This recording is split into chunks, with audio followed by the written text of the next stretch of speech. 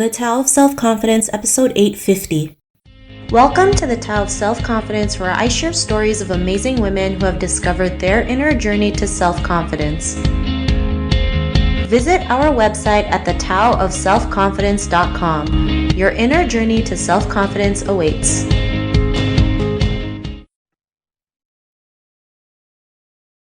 Well, hello, friend. Welcome to the Tao of Self-Confidence, where I share stories of amazing women who have discovered their inner journey to self-confidence. I'm your host today, Sheena Yap-Chan, and today I have an amazing lady on the show today. She is a Logistics Readiness Officer of the United States Air Force, and I'm super excited to have her on today to share her story on confidence. And so without further ado, I'm going to introduce you to Joanne Whitlock. Joanne, how are you today? Maybe you can fill in a little bit more about yourself to the listeners. Hey, Sheena. Hi. Thank you so much for having me. So honored to be on this podcast. Very excited. Yes, like you said, I'm an Air Force officer. I've been in for about 10 years now, born and spent my early childhood in the Philippines, and then later childhood and like early adulthood in Florida. So I'm immigrated over here. Got my bachelor's in biological anthropology, master's in forensic science, and I was a forensic investigator for a few years in the Washington, D.C. area before I decided to join the Air Force because I come from a family of just military members and service. So like I said, I've been doing that for about 10 years now. I've been deployed to Africa, Middle East, and have been stationed at various locations across the country and overseas.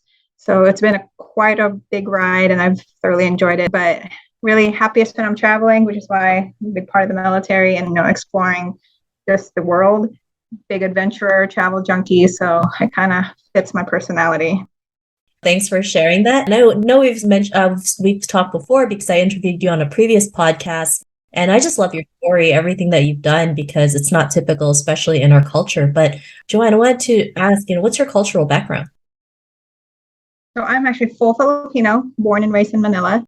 Like I said, naturalized American citizen because my stepfather, who is American, who's actually the only dad that I know. I don't know my biological father. He adopted me and my siblings. So that's how we got over here to the States, but very strongly identify with my Filipino roots, whether it's from the language to the food to the heritage, certain traditions. I'm very much Filipino through and through. So Filipino American, raised Roman Catholic, like many Filipinos. So still go through some of the traditions. I still call my older siblings, ate and kuya, all that. So Filipino heritage and pride is definitely who I am, and being American and being American patriotism, that's my why. Thanks for sharing that. And, we really can't deny the Filipino food, right? It's just so good. I mean, garlic rice every day, you can't say no to that. So thanks for sharing that. And what'd be your favorite self-confidence quote? So I was thinking about this, and I can't really pinpoint one. Like, I'm a big quote person. I'm a big inspirational words kind of person, reading them online on that. But all the ones that I do love and kind of put together, they're all relate to just the concept of being naturally and faithfully you and believing in yourself. So some of I don't have a hard one, but some of my favorite self-confidence quotes, Maya Angelou said, "You alone are enough and you have nothing to prove to anybody." Another one is by Wayne Dyer. "Remember that you cannot fail at being yourself." So like I said, I just love quotes that are all about just being yourself. Bruce Lee, one of my favorites. "Always be yourself and have faith in yourself. Don't go out and look for a successful personality and try to duplicate it." I definitely try to live by that and just be uniquely me. One of my favorites is, I have no idea who said it, saw this a long time ago, wrote it in my notebook and my planner and kind of read it. Don't downgrade your dreams to match your reality. Upgrade your belief to match your vision. I love that. It's always a great reminder because, we always feel like we have to be somebody else, especially in our culture, right? We're constantly told to live one way in life, never rock the boat, stay in the background, but that really hurts us, right? And this is why, there's less Asian women in leadership. We're easy targets for the Stop Asian Hate movement. And it's really up to us to show up as our true selves, to speak up, to showcase that, we are not defined by our negative stereotypes. So I really loved all the quotes that you mentioned. And in your own words, how do you define self-confidence? So my basic definition of self-confidence is probably just being secure in who you are. That's physically, mentally, and emotionally, just overall encompassing you, just being secure in who you are. And that doesn't necessarily mean that you're the perfect person or perfect specimen in any way, or any of the three, but that you own where you are in your journey with no apologies. know where, maybe your setbacks or where your failures are and where you can be better, but just owning who you are without any apologies and just being secure in that. And then with that kind of goes hand in hand is not feeling the need to compare yourself to others or not needing to seek constant validation. Like your success is not based on other people. So obviously everybody knows validation is always a great boost to have, but allowing that to be what only defines you and your self-worth, that's a different story. So not needing the validation, but obviously we all love validation. Yeah, I totally agree. Especially when, we're constantly compared to our sisters, our cousins, our daughters, it can take a toll on us. And then if we feel like we constantly need validation and really it's all about how you want to live, how do you make yourself happy? Success, everyone's definition of success is always different, and that's okay because we're all different people. And I like how you mentioned being secure doesn't mean like you're 100% confident. It's like you can be scared and vulnerable and still show up as yourself. So really being your authentic self is really, the most important part. I know it's easier said than done. It's a little bit cliche, but it's true, right? It's really true. And the more we ingrain that, the more people can realize that. So I love your definition. Like growing up in a Filipino household, you were supposed to be a nurse, a doctor, a lawyer. Like those were kind of embedded in you, like you said, those stereotypes. And I think, I kind of followed that up until a point where just being uniquely me, those things were not where I was meant to be. Yeah. And you have a great story. I mean, you went from you went from a forensic investigator to working in the Air Force. So we'll get into that a little bit later, but I wanted to ask you, what was your life like before you discovered self-confidence? So like I said, I kind of followed just what you should be or what society, in this case, the Filipino community kind of tells you should be. So I was obviously a lot more passive in my younger years. I kind of tended to go along with even just the gender, the racial jokes, the stereotypes, the microaggressions, because it was the easy thing to do. And, I didn't want to ruffle the feathers. And I just kind of falling into that submissive stereotype of Asian females. And I'm 5'2", obviously Asian female. I'm not physically imposing or, my voice is not loud. So I don't necessarily like stand out. So it's easy to be overlooked or disregarded. The military, even before I was like the forensic investigator, when I was in a room and looked around, one of these things is not like the other. Like I definitely sit out in that sense. I just kind of allowed myself to kind of blend in. And looking back, I think that mindset may have caused me to experience, certain like imposter syndromes during certain parts of my life when I was gaining success. Because I've always been a go-getter and overachiever growing up. And growing up, I grew up in just in a diverse environment once I moved to the States, which that kind of went away as I got into my career choices. Because again, forensic investigator military, it's not heavy on Asians and Asian females. So the feelings of being dismissed kind of slowly crept up as I got more settled into my career. And maybe the microaggressions and all those things have always been there. And I just became more aware of it in my surroundings as I got older. But that was kind of my journey prior to, I guess, discovery of self-confidence and how things were. It's not easy too, because back in the day, nobody ever talked about racism or the microaggressions we went through, right? Nobody, people can make comments about us and we were okay with it because we didn't know any better, right? And then as things started escalating, everyone started realizing like, hey, that's actually not appropriate. Actually, that's very offensive. That's when we start speaking up, right? And then sometimes we get backhanded comments like, well, you're Asian, you're supposed to be quiet, you're supposed to be the model citizen. It's like, according to who? That's why now we have to start speaking up more and, calling some things out because it's just not appropriate now, right? Back then, we just didn't know any better. And we didn't know any better because it wasn't even taught in classes, right? Like the things our community went through in the US and Canada for centuries, right? The racism that they went through, because there's always like a misconception that racism only happened during the pandemic against Asians, but it's been for centuries. It's just it was never put in history books. So for you, Joanne, what was it like, or what was your aha moment when you realized you were more than enough to go out there, especially taking the, untypical route, right? Going to being a forensic investigator, which I think is so cool. Going from that to the U.S. Army, U.S. Air Force, right? Which is another amazing thing, which is also not typical for an Asian female, especially in your role. Like you're in a more leadership role, which is phenomenal, but it's not really talked about enough. What was your aha moment? I don't know if I exactly recall like one major moment that I would say was my aha moment in life. It was kind of more of a culmination of all the various experiences throughout my adult life and career.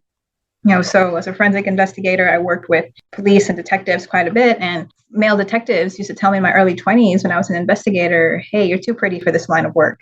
And at the time, I'm just blowing it off. But, then as I transitioned to another profession that's also extremely male dominated, the Air Force and the military, and at both white male dominated at that.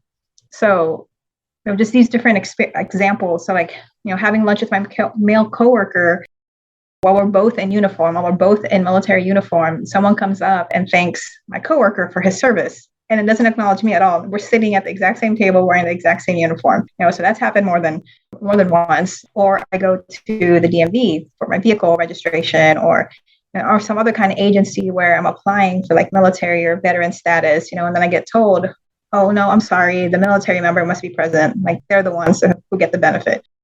And I'm like, that is me. That is me. Or, I'm moving to another military assignment. So I have the moving company at my house and they're packing up my belongings. And then the movers, are like, oh, how long has your husband been in the military? And I'm like, I'm the one in the military. You're moving me. Like, so being called, another example. So I've been called mean for being, what I think is just being a leader when I'm trying to, set standards or, discipline. But then when a male counterpart is pretty much is very similar, says the same things, they're called assertive and almost looked up to. So it's just perpetual moments like that kind of creep in on you and kind of chip away at everything. So constant exposure to those kind of preconceptions and being disregarded just eventually wears you down. So it's like, it's so hard to believe that a female can be in the military. It's hard to believe that an Asian female can be in the military. Like, why is this always the first thought? I've had conversations in the past where they talk about the poster boy of the military, the poster boy of the Air Force, and they're usually referring to a tall white guy. So when is the poster child, the poster girl of the military or the Air Force be somebody else that looks like me, that looks for another minority? And so when I experience clear prejudice from certain leaders in the military, I have felt that strongly as well. So with each instance or just these predetermined assumptions, it's this evolution within me that finding my voice more and more. So I was just tired of being discounted. And then not to mention Asian females in senior leadership roles in the military and, and in the corporate world and outside. It's just such a rare thing to see. So kind of all of that throughout my career, I guess, is my big aha moments. Not like one point in time was my aha moment. It was just all of that coming together and just finally getting to me. That's a lot, right? And especially in our culture, we're just told to let it go, don't say anything, be grateful you have a job.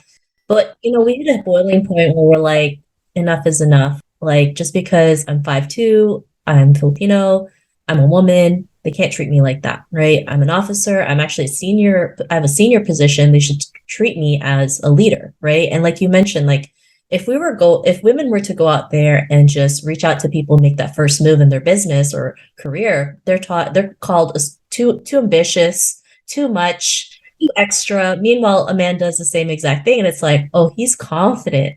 They get praised while we get belittled, right? And society is just, to be honest, too harsh on women in general, even more so women of color. And this is why we need to learn to be kinder to ourselves, to break that cycle, to break how women are seen, because it's going to take a lot of unlearning for society to realize, like, hey, this is not working anymore. Like, women aren't secondhand to men. We should be at least equals, right? And we don't want to wait 130 years to reach gender parity, because that's just too long. Taylor Swift song, "The Man," that song by Taylor Swift, hands off. Like that is my theme song when I'm just driving on myself and need this go-to music after certain experiences like this. Yeah, I love it. And, because of, your realizations and your experiences that you've been through, what's your life been like now? So really, like I said, that evolution within me where I've just been finding my voice more and more, I no longer doubt whether I belong somewhere or whether my skills are enough. If I've been invited somewhere or if I'm in a meeting, then I already belong. So just stopping to doubt myself and not, just stopping doubting myself and just getting in my own way. I don't shy away from speaking up in meetings, like as before, where I kind of just, blend in.